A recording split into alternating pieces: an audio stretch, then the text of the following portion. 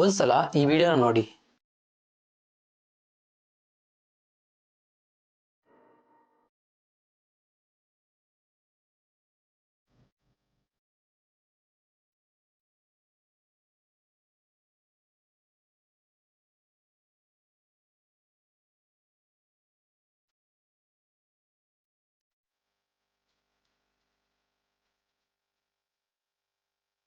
ನೋಡಕ್ಕೆ ನಾರ್ಮಲ್ ಆಗೇ ಇದೆ ಅಲ್ಲ.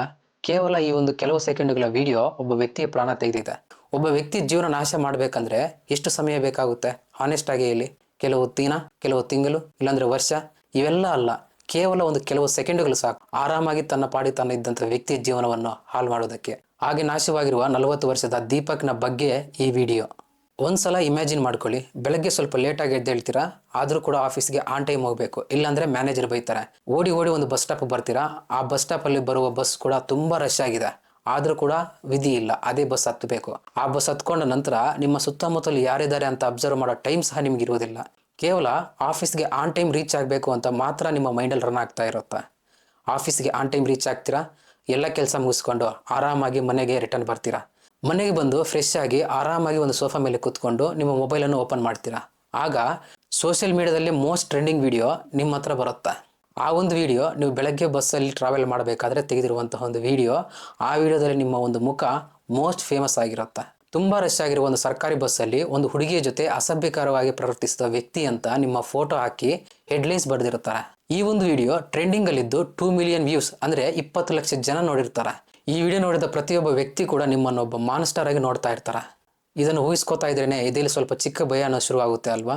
ಎಕ್ಸಾಕ್ಟ್ ಆಗಿ ದೀಪಕ್ನ ವಿಚಾರದಲ್ಲಿ ಕೂಡ ಇದೇ ನಡೆದಿದೆ. ಕೋಣಿಕೋಟೆ ಗೋವಿಂದಪುರದಲ್ಲಿದ್ದಂತಹ 40 ವರ್ಷದ ದೀಪಕ್ ಟೆಕ್ಸ್ಟೈಲ್ ಇಂಡಸ್ಟ್ರಿಯಲ್ಲಿ ಸೇಲ್ಸ್ ಮ್ಯಾನೇಜರ್ ಆಗಿ ಕೆಲಸ ಮಾಡ್ತಾ ಇರ್ತಾನೆ.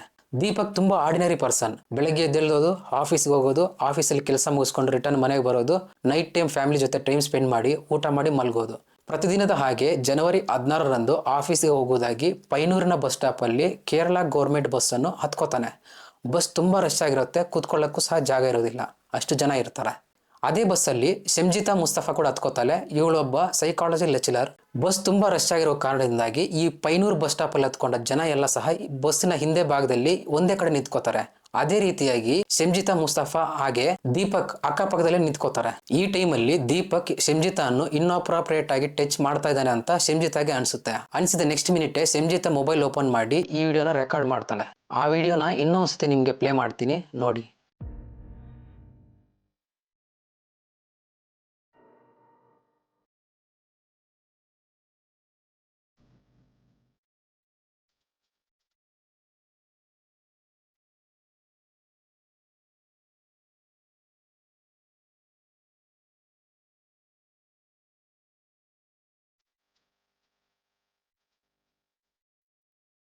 ಇಲ್ಲಿ ದೀಪಕ್ ಬೇರೆಯವರ ಹೆಣ್ಣು ಮಕ್ಕಳ ಹತ್ರ ಕೂಡ ಇನ್ಅಪ್ರಾಪ್ರಿಯೇಟ್ ವೇಯಲ್ಲಿ ನಡೆದುಕೊಂಡ, ನನ್ನ ಹತ್ರ ಕೂಡ ಇದೇ ಬಿಹೇವಿಯರ್ ತೋರಿಸ್ದ, ಈ ಒಂದು ಕಾರಣಕ್ಕೆ ಈ ವಿಡಿಯೋ ರೆಕಾರ್ಡ್ ಮಾಡಿದೀನಿ ಅಂತ ಶಂಜಿತಾ ತಿಳಿಸಿದ್ದಾಳೆ. ಪ್ರಸ್ತುತ ಕಾಲದಲ್ಲಿ ಬಸ್ಸು ಇಲ್ಲಾಂದ್ರೆ ಟ್ರೈನ್ ಅಲ್ಲಿ ಜರ್ನಿ ಮಾಡಬೇಕಾದ್ರೆ ಹೆಣ್ಣು ಮಕ್ಕಳ ಹತ್ರ ಈ ತರ ಬಿಹೇವ್ ಮಾಡುವ ಜನರು ಜಾಸ್ತಿ ಇದ್ದಾರೆ.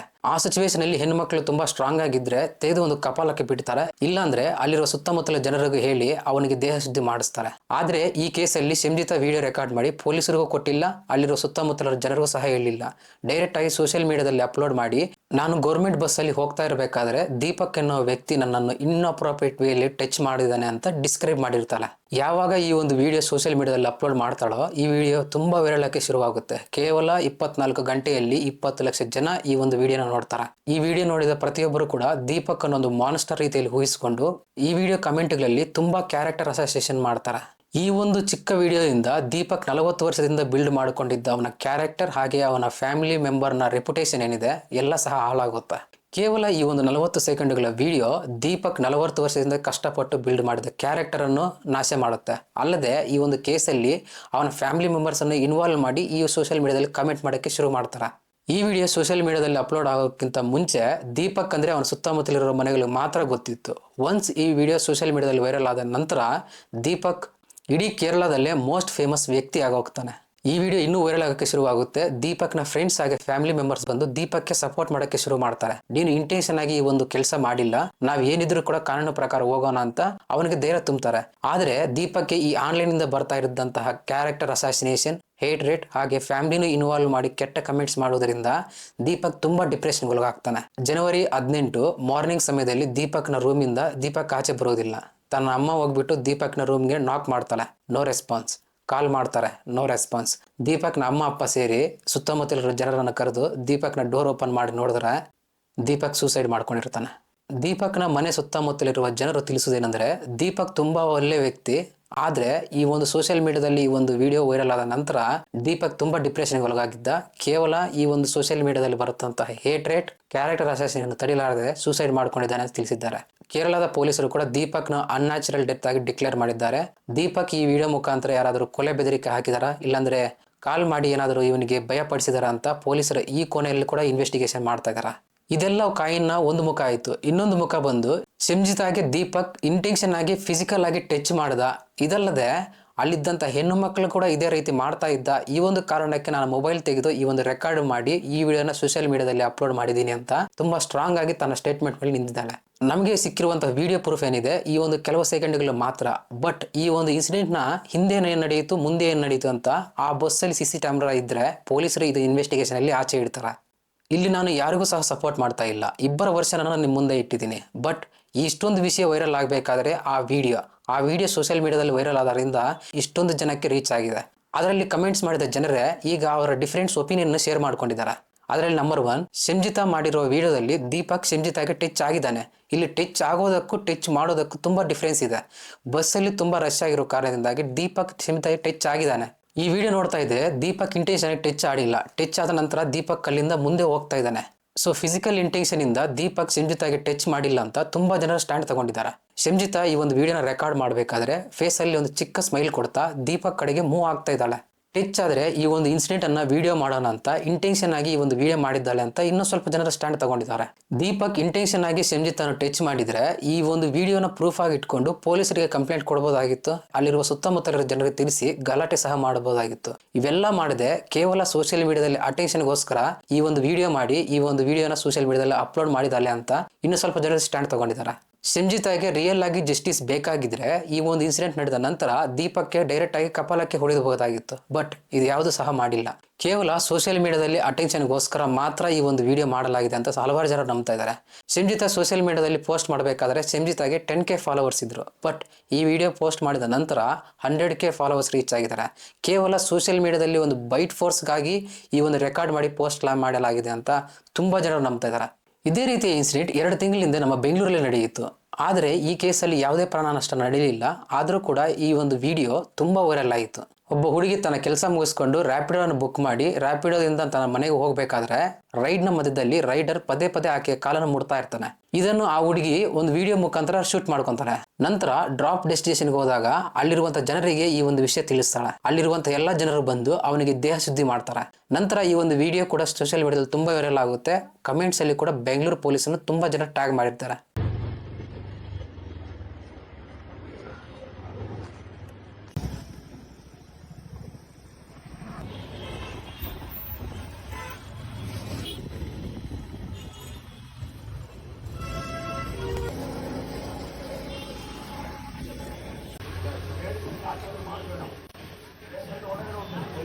ಆದ್ರೆ ಈ ಒಂದು ಕೇರಳದಲ್ಲಿ ನಡೆದಂತಹ ಬಸ್ ಟ್ರಾಜಿಡಿ ಏನಿದೆ ಇದರಿಂದ ಒಂದು ಪ್ರಾಣ ಹೋಗಿದೆ. ಪೊಲೀಸರು ಇದನ್ನು ಇನ್ವೆಸ್ಟಿಗೇಷನ್ ಮಾಡ್ತಾರೆ. ಇದರಲ್ಲಿ ಯಾರ್ದು ತಪ್ಪಂತ ನ್ಯಾಯಸ್ಥಾನದಲ್ಲಿ ಇಡ್ತಾರೆ. ಒಂದು ಸೋಷಿಯಲ್ ಮೀಡಿಯಾದಲ್ಲಿ ಬರುವ ಒಂದು ನೆಗೆಟಿವಿಟಿಯಿಂದ ಈ ಕ್ಯಾರೆಕ್ಟರ್ ಅಸಾಸಿನೇಷನ್ ಇವ್ರನ್ನ ಫ್ಯಾಮಿಲಿ ಇನ್ವಾಲ್ವ್ ಮಾಡೋದ್ರಿಂದ ಈಗ ಒಂದು ಪ್ರಾಣ ಹೋಗಿದೆ. ನಮ್ಮ ಕನ್ನಡದಲ್ಲಿ ಒಂದು ಗಾದೆ ಇದೆ, ಪ್ರತ್ಯಕ್ಷವಾಗಿ ಕಂಡರು ಪ್ರಾಮಾಣಿಸಿ ನೋಡು ಅಂತ. ಒಂದು ಇನ್ಸಿಡೆಂಟ್ ನ ನೋಡ್ಬೇಕಾದ್ರೆ ನಾವು ನೋಡುವ ದೃಷ್ಟಿಕೋನ ತುಂಬಾ ಬದಲಾಗಿರುತ್ತೆ. ಸ್ವಲ್ಪ ಜನ ನೆಗೆಟಿವ್ ಆಗಿ ಥಿಂಕ್ ಮಾಡ್ತಾರೆ, ಸ್ವಲ್ಪ ಜನ ಪಾಸಿಟಿವ್ ಆಗಿ ಥಿಂಕ್ ಮಾಡ್ತಾರೆ. ಆದ್ರೆ ಈ ನೆಗೆಟಿವಿಟಿ ಅನ್ನೋದು ಜಾಸ್ತಿ ಇರುತ್ತೆ. ಈಗಿನ ಕಾಲದಲ್ಲಿ ಸೋಷಿಯಲ್ ಮೀಡಿಯಾದಲ್ಲಿ ನೆಗೆಟಿವಿಟಿ ತುಂಬಾ ಕಾಮನ್ ಆಗ್ಬಿಟ್ಟಿದೆ. ನೆಗೆಟಿವಿಟಿ ಇವತ್ತು ಒಂದು ವಿಷಯದ ಮೇಲೆ ನೆಗೆಟಿವಿಟಿ ಸ್ಪ್ರೆಡ್ ಮಾಡಿದ್ರೆ ನೆಕ್ಸ್ಟ್ ಮಿನಿಟ್ ಇನ್ನೊಂದು ವಿಡಿಯೋ ಬರುತ್ತೆ, ಅದರ ಮೇಲೆ ನೆಗೆಟಿವಿಟಿ ಸ್ಪ್ರೆಡ್ ಆಗಕ್ಕೆ ಶುರು ಆಗುತ್ತೆ. ಜನರು ಕೂಡ ಒಂದು ಇನ್ಸಿಡೆಂಟ್ ಇಂದ ಇನ್ನೊಂದು ಇನ್ಸಿಡೆಂಟ್ ಜಂಪ್ ಆಗ್ತಾ ಇರ್ತಾರೆ. ಈ ನೆಗೆಟಿವಿಟಿ ಅನ್ನೋದು ತುಂಬಾ ದಿನ ಇರುವುದಿಲ್ಲ. ದೀಪಕ್ನ ವಿಚಾರದಲ್ಲಿ ಕೂಡ ತನ್ನ ಫ್ಯಾಮಿಲಿ ಹಾಗೂ ಫ್ರೆಂಡ್ಸ್ ಹೇಳಿದ ಮಾತು ಕೇಳಿ ಅವನು ಕೂಡ ಒಂದು ಪೊಲೀಸರ ಕಂಪ್ಲೇಂಟ್ ಕೊಟ್ಟಿದ್ರೆ ಪೊಲೀಸರು ಈ ಒಂದು ಕೇಸನ್ನು ಇನ್ವೆಸ್ಟಿಗೇಟ್ ಮಾಡ್ತಾ ಇದ್ರು. ಇಫ್ ಇನ್ ಕೇಸ್ ಆ ಬಸ್ಸಲ್ಲಿ CCTV ಇದ್ರೂ ಕೂಡ ಅದನ್ನು ಇನ್ವೆಸ್ಟಿಗೇಟ್ ಮಾಡಿ ಇಲ್ಲಿ ತಪ್ಪು ಯಾರ್ದು ಅಂತ ತಿಳಿಸ್ತಾ ಇದ್ರು. ಇದಿಲ್ಲ ಅಂದ್ರೆ ಆ ಒಂದು ವಿಡಿಯೋದಲ್ಲಿ ಹಲವಾರು ಜನ ಇದಾರಲ್ಲ, ಅವರನ್ನು ಕರೆಸಿ ಇನ್ವೆಸ್ಟಿಗೇಷನ್ ಆದ್ರೂ ಮಾಡ್ತಾ ಇದ್ರು. ಇಲ್ಲಿ ಫೈನಲ್ ಆಗಿ ತಪ್ಪು ಯಾರ್ದು ಅಂತ ಪೊಲೀಸರು ತಿಳಿಸ್ತಾರೆ. ಇಲ್ಲಿ ತಪ್ಪು ಯಾರ್ದು ಅಂತ ತಿಳಿಯದೇನೆ ಸೋಷಿಯಲ್ ಮೀಡಿಯಾದಲ್ಲಿ ಮಾಡಿರುವ ಒಂದು ಬ್ಯಾಡ್ ಕಾಮೆಂಟ್, ಕ್ಯಾರೆಕ್ಟರ್ ಅಸಾಸಿನೇಷನ್ ಇಂದ ಇವತ್ತು ಒಂದು ಪ್ರಾಣ ಹೋಗಿದೆ. ನೀವು ಒಂದು ಗರ್ಲ್ ಆಗಿರ್ಬೋದು, ಒಂದು ಬಾಯ್ ಆಗಿರ್ಬೋದು, ನೀವು ಒಂದು ಟ್ರೈನಲ್ಲಾಗಲಿ ಬಸ್ಸಲ್ಲಾಗಲಿ ಜರ್ನಿ ಮಾಡ್ತಾ ಇದ್ದೀರಿ ಅಂದರೆ ಬೇರೆಯವರು ಬಂದು ಇಂಟೆನ್ಷನ್ ಆಗಿ ಫಿಸಿಕಲ್ ಆಗಿ ನಿಮಗೆ ಟಚ್ ಮಾಡ್ತಾ ಇರಂದ್ರೆ ಡೈರೆಕ್ಟ್ ಆಗಿ ಒಂದು ಕಪಾಲಾಗಿ ಕೊಡಿರಿ. ಇಲ್ಲಾಂದ್ರೆ ಒಂದು ವಿಡಿಯೋನ ಬೈಟ್ನ ಪ್ರೂಫ್ ಆಗಿ ಇಟ್ಕೊಂಡು ಪೊಲೀಸರಿಗೆ ಕಂಪ್ಲೇಂಟ್ ಮಾಡಿ. ಆ ಸಿಚುವೇಶನ್ ಅಲ್ಲಿ ನೀವು ಒಂದು ಸೇಫ್ ಅನಿಸಿಲ್ಲ ಅಂದ್ರೆ ಅಲ್ಲಿರುವಂಥ ಜನರಿಗೆಲ್ಲ ತಿಳಿಸಿ ಅವನಿಗೆ ದೇಹ ಶುದ್ಧಿ ಮಾಡಿಸಿ. ಜೀವನದಲ್ಲಿ ನೀವು ಮಾಡದೇ ಇರುವಂತಹ ತಪ್ಪಿಗೆ ತುಂಬ ನೆಗೆಟಿವಿಟಿ ಬಂದರೂ ಕೂಡ ನೀವು ಪ್ರಾಣ ತೆಗೆದುಕೊಳ್ಳೋ ಸ್ಥಿತಿಗೆ ಹೋಗಬೇಡ್ರಿ. ಆದರೆ ಸೋಷಿಯಲ್ ಮೀಡಿಯಾ ಆಗಲಿ ಬೇರೆ ಕಡೆಯಿಂದ ಬರೋ ನೆಗೆಟಿವಿಟಿ ಜನ ಮರೆತು ಹೋಗ್ತಾರೆ. ಬೇರೆ ಇನ್ಸಿಡೆಂಟ್ ಬರ್ತಾ ಇರುತ್ತೆ, ಜನರು ಅದಕ್ಕೆ ಶಿಫ್ಟ್ ಆಗ್ತಾ ಇರುತ್ತೆ, ಒಪಿನಿಯನ್ಸ್ ಯಾವಾಗ ಥರದ್ದು ಚೇಂಜ್ ಆಗುತ್ತೆ.